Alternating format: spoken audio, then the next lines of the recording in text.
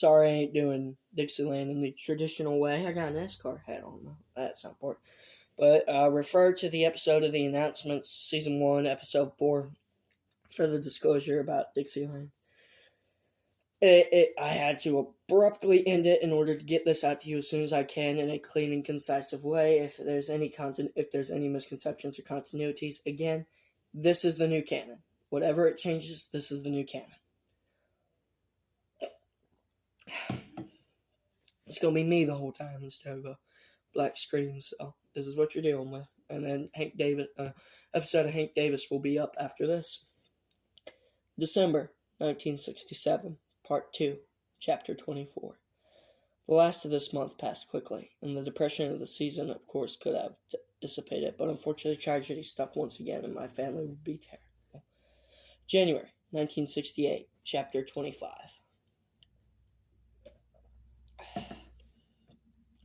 Miss Keller wrote a letter to Jackson explaining the death of Mr. Keller. Upon the death of her father, the ye old Keller tradition was, of course, void from the extensive and...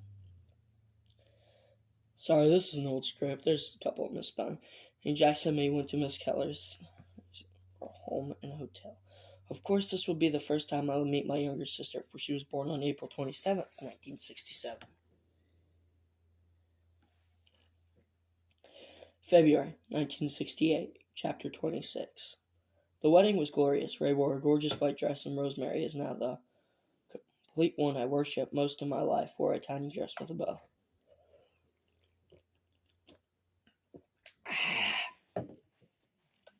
April 1968, Chapter 28. Something terrible happens, and when the Silvers moved back to Daniels County, Mary was as pretty as ever, and the problem was she was diagnosed with cancer and had 6 months to live. So Mr. and Mrs. Silver brought her home for her last days of her life. May 1968, Chapter 29. Papa died. Jackson Cole Silver VII passed away on May 2nd, 1968. June 1968, Chapter 30. Miss Keller has fully taken over everything. It's terrible. She may be a Cole now, but she is not. Mother to everyone in Daniels County was shocked. Jackson Cole at 29 has gone insane. July 1968, Chapter 31. Life progressed except for Mary. Unfortunately, she was hospitalized on the 9th and died on the 25th. And buried on the 26th. It was my life was over. August 1968, Chapter 32. Governor Bridget, of course, had to throw a party in Frankfurt that I was invited to. And so was Jackson. He said, poor Mary Silver, her daddy might have been a bad man, but still it is not her fault. Tragedy has struck her family, and it was a great sin. Delilah, of course, as eager as ever, tried to ask me out, to which I, of course, declined, discussed at such an invitation at Mary, my one true love's memorial. September 1968, Chapter 33. School was the most painful part of my life anymore. The 3rd grade will be awful.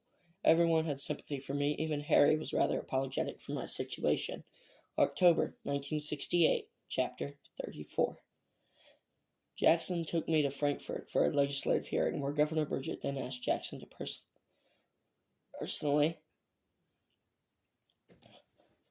for me to take Delilah out on a date, to which Jackson, overjoyed, agreed, thinking it would help me get over Mary. To my surprise, I started dating Delilah Bridget on that date, and we would go trick-or-treating. He was Audrey Williams, and I was Hank Williams again. My 3rd sibling, Elizabeth, was born. Really long script. Sorry for that interruption. November 1968, Chapter 35. Jackson gave me the greatest gift of all. On the 4th, he took me to a Johnny Cash show. Now, if Hank Williams ever stops being my hero, I know who will be. Johnny Cash, after 11 years of hard work, is probably the greatest man living in the world. Him and June Carter singing Jackson is one of the best things in the world. In fact, me and Delilah loved it so much. Whenever we'd go fishing or frog gigging or mushroom hunting, we'd sing it to each other. And it was some of the happiest days of my youth.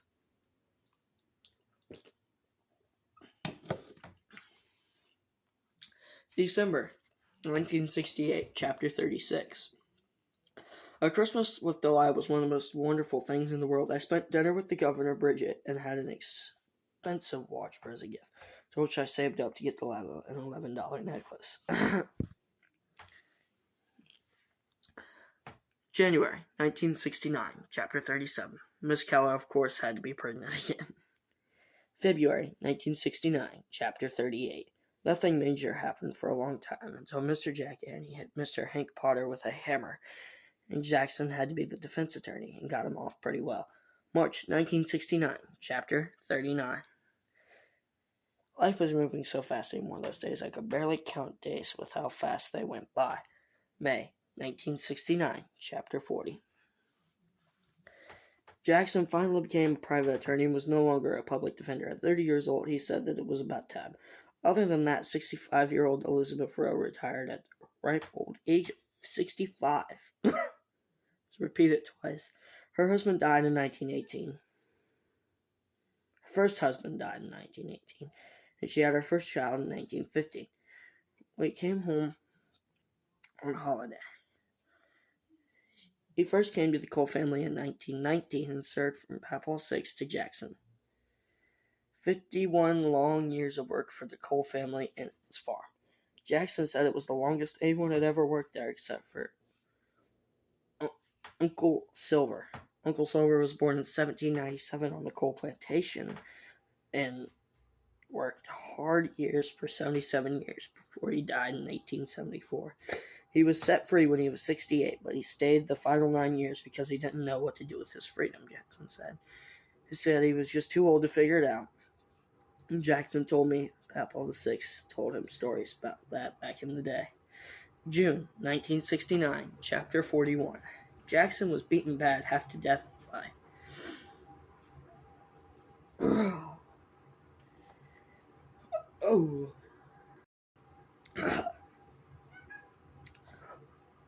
by African Americans because they thought he killed Jack Silver, some ancient bloodline son of the Coles.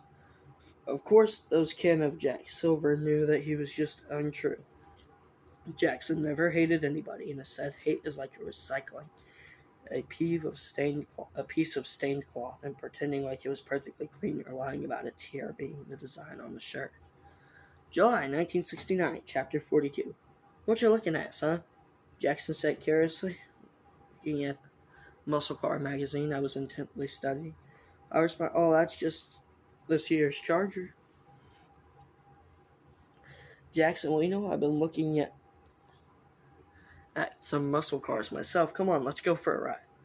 We made it to Uncle Franklin Cole's garage at 9:47. Jackson unlocked the lock with kind of childlike excitement rather than a strict, responsible man I know with such dark gray hair, but nonetheless he was ecstatic, despite how it made him look. Jackson said proudly, "Boy, I saved up since I got my first job at 14 in 1953 to get a car I love, and in 1964 I did it. The paycheck I got from Uncle Jackie's case was sealed. The car I love." Jackson lifted the tarp off of a car in the 8th lot. Underneath was a green 1964 Mustang with the number 01 on the doors.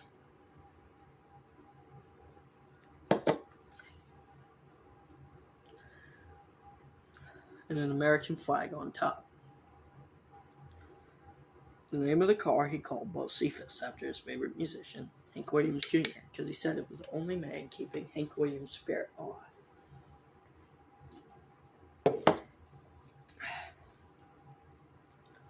August 1969, Chapter 43.